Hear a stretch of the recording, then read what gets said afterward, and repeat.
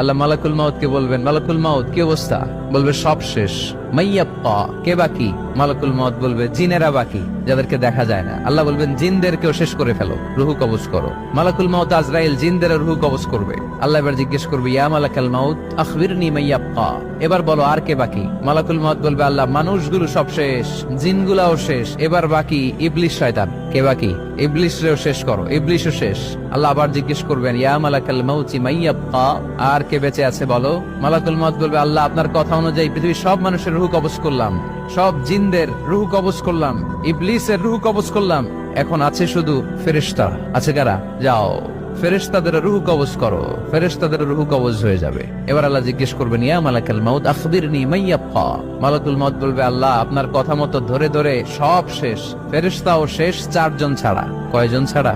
জোরে বলেন, কয়জন ছাড়া? ইসরাফিল, জিব্রাইল, মিকাইল,